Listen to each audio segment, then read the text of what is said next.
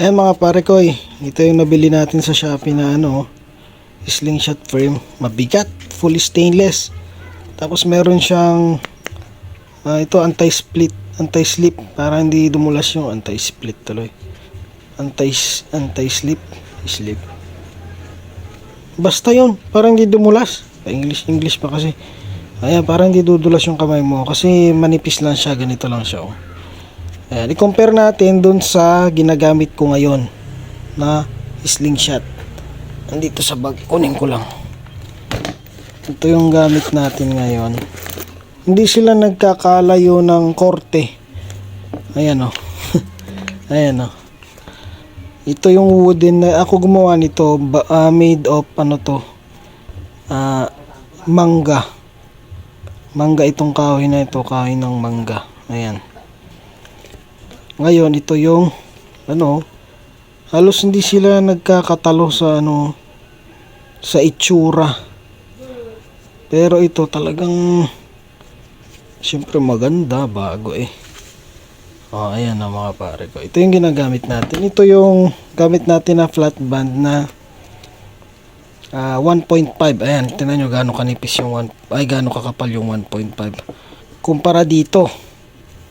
Ayan sobrang nipis. Sobrang nipis nito kaya mag-focus. Ayan basta sobrang nipis nito.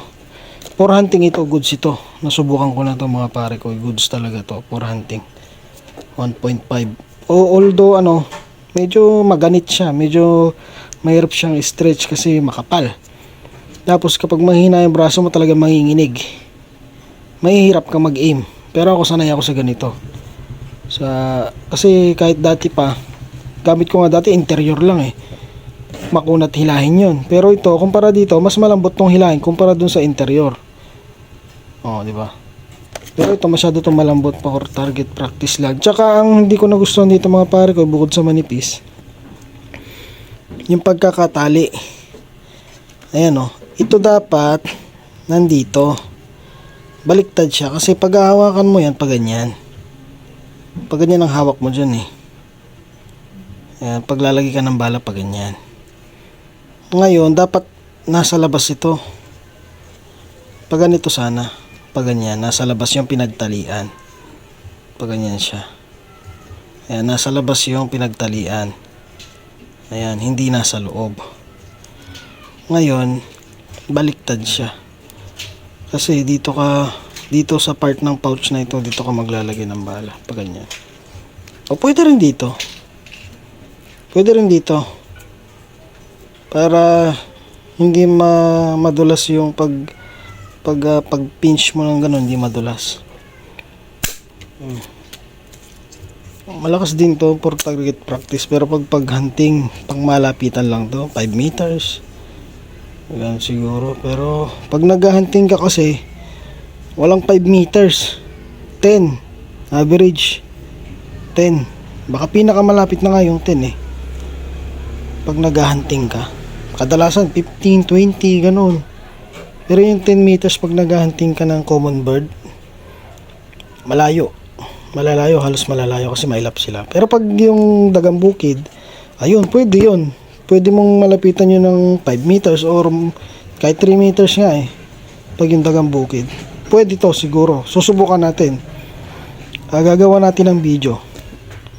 Ngayon ito, try natin siyang ilagay dito. Subukan na natin siya. Pero ang setup talaga nilalagay natin dito is itong 1.5. Pero try natin to kung okay ba. Teka, tingnan muna natin. Pag ganito ito pag ganyan pala, pag ganyan. Napapanood ko lang to Try natin kung tama yung gagawin natin.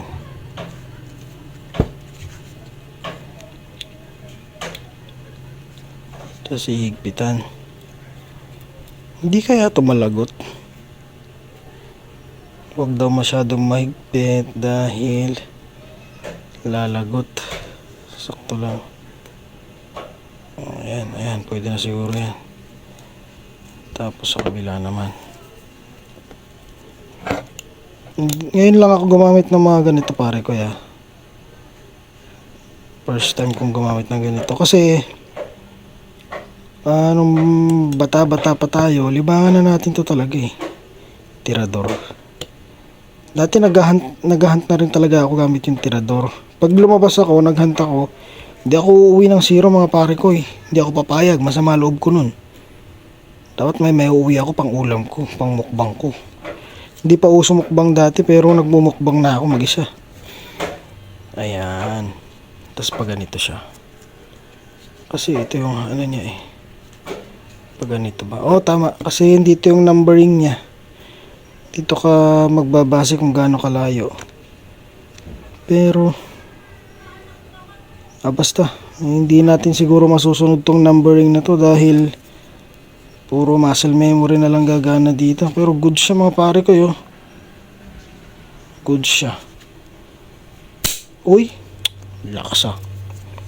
Lakas ng tunog. Itatry natin to kung bubutas to ng lata. Titry natin kung bubutas ng lata. Kasi ito mga pare ko, bumubutas to ng lata. Tagusan yung lata pag itong 1.5 ginamit natin. Bala natin 8mm. Tagusan.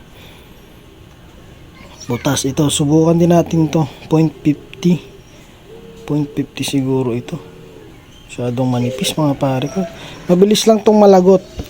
Kapag ganito kanipis, may konting ano lang to, problema, malalagot agad to. Baka hindi to makasingkwentang ano, hatak, malagot na to. Ayan o mga pare ko. Ang ganda niya. Ang ganda niya tapos talaga naman no. Solid. Ayan, nakabit na natin. Gagawa natin ng video. Pang target practice natin to. Kung malakas pa o mahina. So yun, goods mga pare ko. Yung nabili natin, goods naman siya. Ayan. Kasama yung mga bala. Yan, ito yung for target practice natin. For hunting ito. Ayan. Ito for practice. Pares na 8mm yan. Ayan mga pare ko. Yan gamit natin sa simpleng laruan natin. Yan, kapag tayo nagpapastol, nagagamit natin to talaga pag nagpapastol mga kapare ko. Hindi lang to basta libangan. Armas na rin natin to. So yan, hanggang dito na lang muna mga pare ko.